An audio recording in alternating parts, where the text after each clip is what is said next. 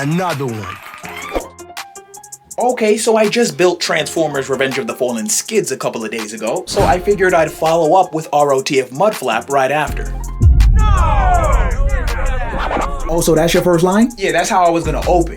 That was a little bland, Brody. Oh, that was a little bland? Yeah, I'm not even gonna hold you, like, that was a little bland. You feel me? Like, they probably sleep already. Okay, no, I hear you. Let me run it back one time. Just got finished building Transformers Revenge of the Fallen Skids. I peeped that pause for the tension. You see that? So I figured I'd swing back through these YouTube streets and just drop ROTF Mudflap on y'all next. Okay, hold it. Now we go. Yeah, boy. Damn, son, we're... Get you ice cream. Any bad robot out there better get ready for an ass whooping.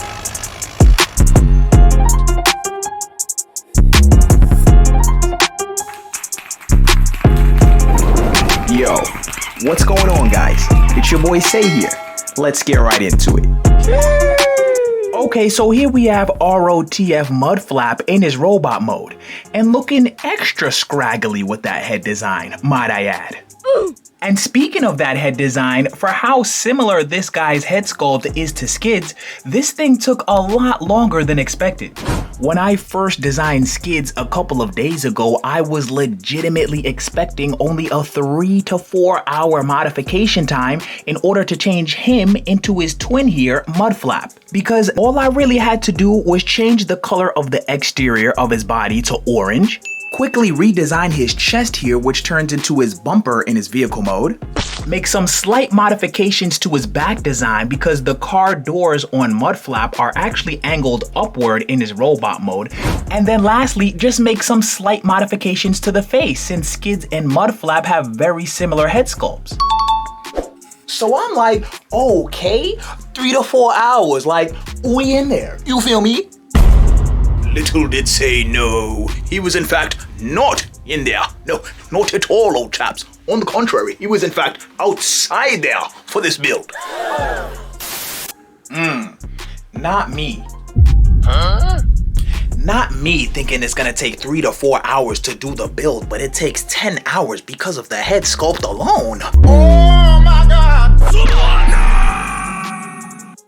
Not me.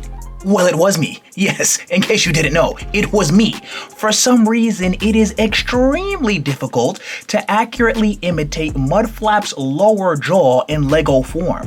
You see, with Skids, we kind of get a free pass in terms of having to design the lower portion of his face because he's got these 2 buck teeth just hanging over the lower jaw there. But not with Mudflap. There's a lower lip there, a lower jaw that divides into 2 components, and a little tiny goatee under the jaw. Nani? So I really like the way this head sculpt came out, but man, that was an extremely difficult aesthetic to attempt to capture. And notice I said attempt to capture because I still don't feel like it's 100% accurate. But it's as close as we're gonna get. So anyway, after the head done bodied the mental. What? After the head done what'd the who? My fault, let me clean that up. After the head done caused so much mental anguish that I thought I was gonna die, I did the weaponry. Oh. Why waste time? Say lot word when few word do trick. So his little mini handgun there took me about 30 minutes to complete with no issues at all. And as for his second weapon, if you guys remember back to that scene in Transformers Revenge of the Fallen where Mudflap and Skids were fighting Devastator, Mudflap actually gets eaten by Devastator, then proceeds to bust out of this guy's face, shoots this hook and string type mechanism out of his arm so that he can hook onto Devastator, and then proceeds to swing around on this guy and shoot him at the same time. Hey yo, what the f? Yo, y'all better not sleep on my man's Mudflap. No funny.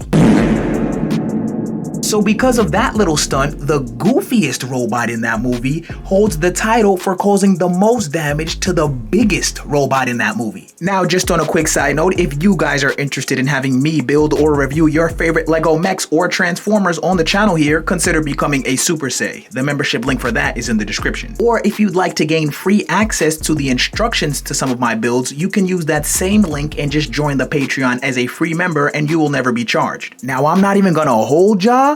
When it comes to the color scheme, I was torn between whether I should go with red or orange, because there are some figures where he's orange and then there's other figures where he's dark red. And then if you Google him, it says he's orange, but then in other articles, it says he's dark red. So I said, okay, I'm just gonna flip a coin and boom, we got orange. Now, my only gripe with this build is just the fact that he's got a little dump truck action going on with the back kibble situation there, but that's not the end of the world, honestly. Now, in terms of this guy's vehicle mode, I pretty much covered all of the difficulties and struggles that I had designing it in my ROTF skids video. So since these guys are pretty much just two different recolors of the same car, if you're interested in seeing a vehicle mode review, you can check out my ROTF skids video, which I'll leave at the end of this one.